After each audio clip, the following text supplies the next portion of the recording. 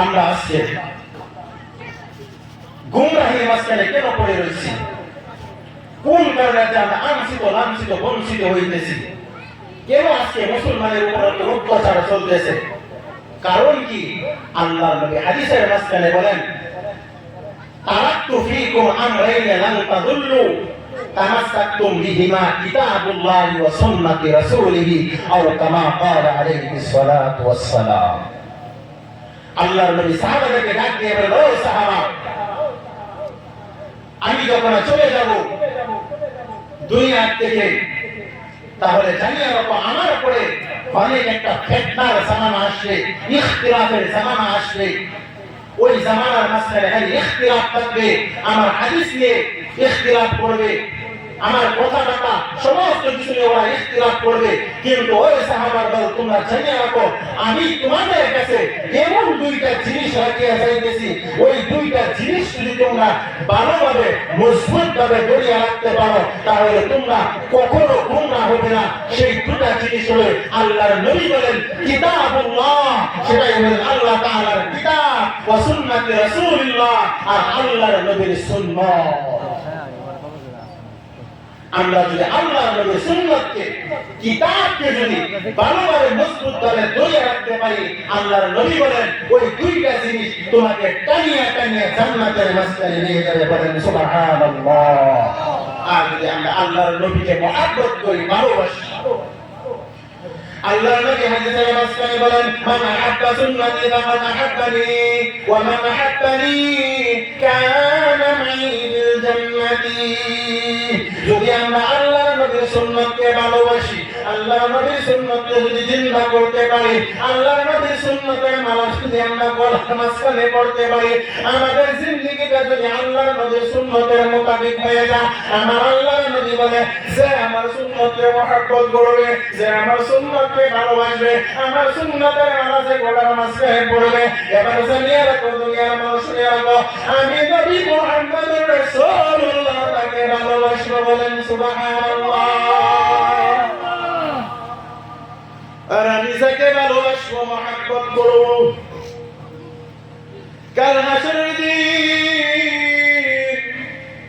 ওই কঠিন আযাবের সময় ওই ব্যক্তি আমি নবী মুহাম্মদুর রাসূলুল্লাহর সাথে জান্নাতি হয়ে যাবেন। বলেন সুবহানাল্লাহ।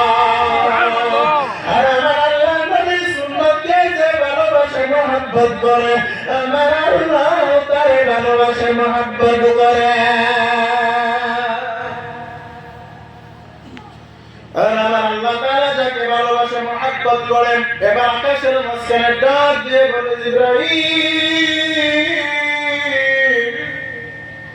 ও জিবরাইল, জমিনের মাঝখানে এমন এক বান্দা আছে, এমন এক বান্দা আছে, ওই বান্দাকে আমি ভালোবাসি, মহব্বত করি। তুই আকাশের মাঝখানে এলান করে দে, আকাশবাসীদের কানে কানে জানায়া দে, আমি আল্লাহ তারে ভালোবাসি। তুই জিবরাইল ওই মানুষকে ভালোবাস, আর আকাশের ফেরেশতাগুলিরে জানায়া দে, ওরাও যেন ওই মানুষটাকে ভালোবাসে, মহব্বত করে।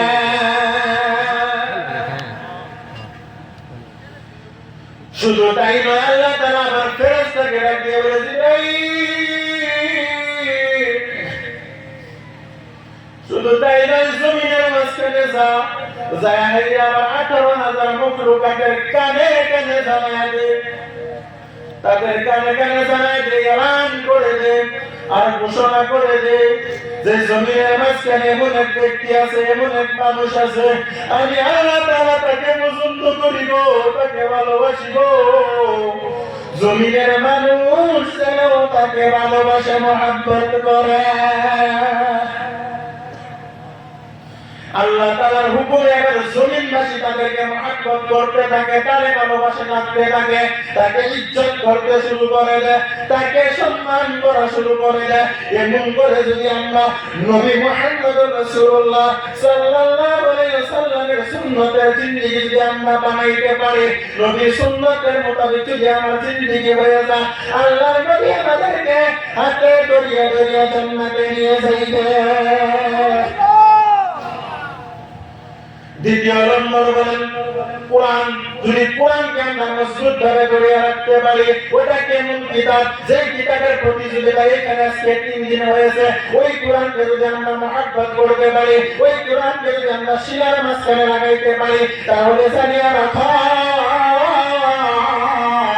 ওই কোরআন তোমাকে টানিয়ে টানিয়ে জান্নাতে নিয়ে যাবে। এটা কেমন কিতাব, যে কিতাবের মাঝখানে আল্লাহ তাআলা নিজেই বলে যালিকাল কিতাবু লা রাইবা ফি। দুনিয়ার মাঝখানে হাজার হাজার লক্ষ লক্ষ কিতাব আছে, সমস্ত কিতাব আপনি খুঁজে দেখবেন, লাইটের লেখে আর অবশেষে লিখে দেয়, লাস্ট পৃষ্ঠার মাঝখানে লিখে দেয় আমার লেখার মাঝখানে যদি কোনো ভুলটি হয়ে থাকে, তাহলে আমার যদি ভুল হয়ে থাকে আমাকে মাফ করে দিবেন। কিন্তু আল্লাহ তাআলা কিতাবে লেখে আর সেন্স করে বলে যালিকাল কিতাবু লা রাইবা ফিহি। এটা এমন কিতাব যে কিতাবের মাঝখানে কোনো সন্দেহ শুভা নাই। এই কোরআনকে যদি আমরা মহব্বত করতে পারি, ভালোবাসতে পারি, এই কিতাবের মধ্যে কিতাব, ওই কিতাব যেই জায়গার মাঝখানে পড়া হয়, ওই জায়গাটার মাঝখানে যদি রহমতের নজরে তাকায় থাকে, আল্লাহ তাআলা বলেন তার আমলনামার মাঝখানে সব লেখা হয়। যে ব্যক্তি তেলাওয়াত করেছে ওই ব্যক্তির দিকে যদি রহমতের নজরে তাকায় থাকে, তোমার আমলনামার মাঝখানে সব লেখা হয়। যে জায়গার মাঝখানে তেলাওয়াত করেছে ওই জায়গার মাঝখানে তাকায় থাকলে সব হয়। ওই কোরআন যদি আমরা ভালোভাবে তেলাওয়াত করতে পারি, যদি তুমি কোরআনের হাফিজ বনে যাও, যদি কোরআন তোমার সিনের মাঝখানে লাগায় পড়ো, তাহলে দুনিয়ার মানুষ তোমাকে হাবিব বলে বলে ডাকবে। যদি তুমি কোরআনের তরজমা করতে পারো, কোরআনের তরজমা যদি করতে পারো, কোরআন যদি তুমি বুঝতে পারো, দুনিয়ার মানুষ তোমাকে আলিম বলে ডাকবে। কোরআনের মতন যদি তুমি মাসলা ইস্তেমবাদ করতে পারো, দুনিয়ার মানুষ তোমাকে মুফতি সাহেব বলে ডাকবে।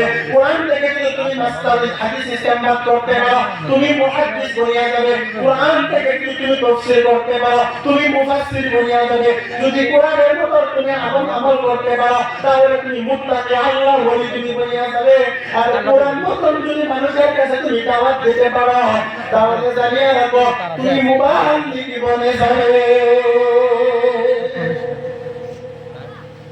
এমন দামি কিতাব, ওই কিতাবকে যদি আমরা আগ্রহ করতে পারি, ওই কিতাবের মতন যদি আমরা জিন্দেগি হয়ে যাই, তাহলে জানিয়ে রাখো ওই জামানার মাঝখানে আমাদেরকে কোনো ফিতনা ফাসাদ আনছিত বঞ্চিত হইতে হবে না। কিন্তু আজকে আফসোস আমরা কোরআন ছেড়ে দিয়েছি, কোরআনের আমল ছেড়ে দিয়েছি।